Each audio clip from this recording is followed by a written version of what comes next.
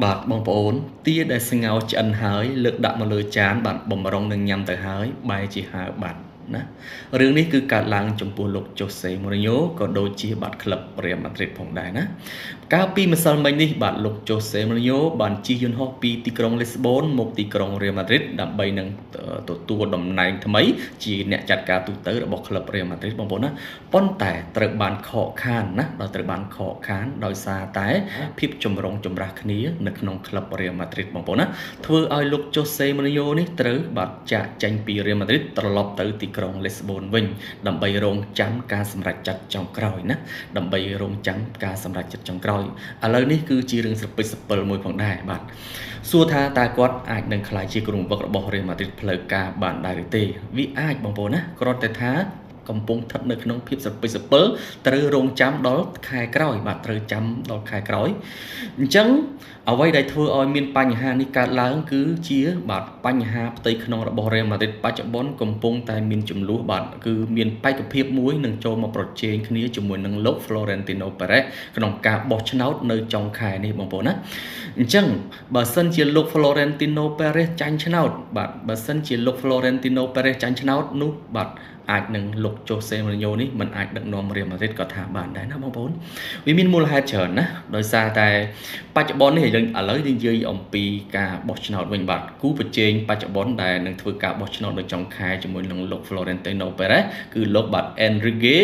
បាទ Requelmen ណា Enrique Requelmen បាទនឹងត្រូវធ្វើការបោះឆ្នោតបាទជាមួយនឹង Florentino Perez ហើយដែលយើងមើលឃើញថាសម្លេងភាគច្រើនរហូតដល់ 60% គឺគេចង់បោះឆ្នោតទម្លាក់លោក Florentino Perez ចេញពីតំណែងតែម្ដងបងប្អូនណានេះគឺជារឿងធំមិនមែនជារឿងទូចទេសម្រាប់ក្លឹប Real Madrid បងប្អូនអញ្ចឹងយើងមិនដឹងថាយ៉ាងណាទេព្រោះតែក្រោមការដឹកនាំរបស់គាត់បាទរយៈពេល2ឆ្នាំនេះគឺ Real Madrid អត់បានឈ្នះពានបាទធ្វើឲ្យ fan ធ្វើឲ្យអ្នកដឹកនាំគណៈកម្មការក្លឹបបាទធ្វើការមិនសូវជាសប្បាយចិត្តជាមួយនឹងលោក Florentino Perez ជាអ្នកដឹកនាំក្លឹបណាអញ្ចឹងនឹងមានការបោះឆ្នោតនៅចុងខែនេះហើយបងប្អូនបាទអញ្ចឹងបើសិនជាលោក Enrique Requelme នេះឈ្នះឆ្នោតអាចនឹងមានការប្រែប្រួលដ៏ធំបងប្អូនណាអញ្ចឹងអនាគតរបស់លោក Jose Mourinho ក៏មិនទាន់មានភាពច្បាស់លាស់ 100% ដែរណាបងប្អូនបាទអ្វីដែលគាត់សង្ឃឹមបាទជិះយន្តហោះពីទីក្រុងលីស្បូនមកដល់ Real Madrid ដើម្បីត្រៀមនឹងបាទទទួលតំណែងជាអ្នកចាត់ការទូទៅហើយបែរជាគេបង្កបាទបង្អាក់ទៅវិញណា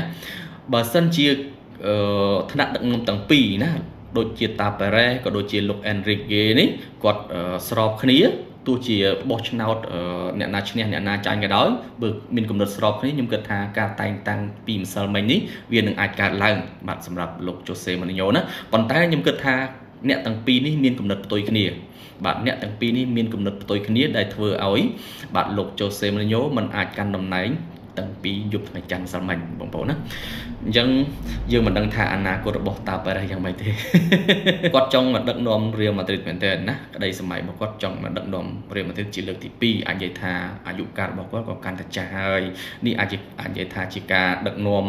ក្លឹបធំចុងក្រោយរបស់គាត់ក៏អាចថាបានដែរណាក្តីសង្ឃឹមរបស់គាត់ប៉ុន្តែខំជីអាហ្នឹងលក្ខណៈថាអីគេហៅថាហែកខ្មោចទឹកដុតហែកខ្មោចមកវិញអញ្ចឹងណាបងប្អូនអ្នកណាមិនឈឺហែកខ្មោចទឹកដុតហើយហែកខ្មោចត្រឡប់មកវិញណាបងប្អូនអញ្ចឹងយើងមិនដឹងថាយ៉ាងម៉េចទេបងប្អូនណាហើយសម្រាប់ពីរអ្នកនេះគឺខ្វែងគំនិតគ្នារវាងលោក Enrique ក៏ដូចជាបាទ Florentino Perez ហើយបងប្អូនគិតថាអ្នកណាល្អជាងហើយសម្រាប់គំនិតរបស់ខ្ញុំអត់ស្គាល់លោក Enrique Requelme នេះទេបងប្អូនណានិយាយទៅអត់បានតាមដានថាប្រវត្តិគាត់បែបណាដែរប៉ុន្តែបែរជាលេចឈ្មោះមកប្រជែងជាមួយនឹងលោក Florentino Perezអញ្ចឹងយើងមិនដឹងថាយ៉ាងណាយ៉ាងណីទៀតទេចាំមើលទាំងអស់គ្នាទៅបងប្អូនណាមានតែរងចាំមើលទាំងអស់គ្នាទេហើយក៏អាណិតលោក Jose Mourinho ដែរបាទសង្ឃឹមថាគាត់នឹងក្លាយជាគ្រូបង្វឹករបស់ Real Madrid នៅរដូវកាលក្រោយទៅចុះបងប្អូនណាទោះជាមានការខ្វែងគំនិតគ្នាពីថ្នាក់ដឹកនាំរបស់ Real Madrid ក៏ដោយណាបាទអញ្ចឹង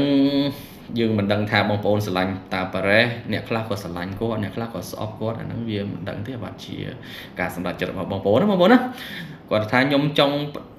ផ្ដល់ឱកាសគំនិតរបស់ខ្ញុំចង់ឲ្យលោក Jose Mourinho នេះមកដឹកនាំ Real Madrid លើកទី2មើលតើស្នាដៃរបស់គាត់អាចកែខៃក្លឹប Real Madrid នេះបាទត្រឡប់មករកភាពល្អប្រសើរបានដែរឬអត់ណាក្នុងដែលយើងចង់ឃើញប៉ុន្តែយើងបើអ្វីដែលយើងបារម្ភនោះខ្លាចតែលោក Enrique បាទលោក Enrique Requelme នេះឈ្នះឆ្នោតវាអាចនឹងប្រែប្រួលណាបងប្អូន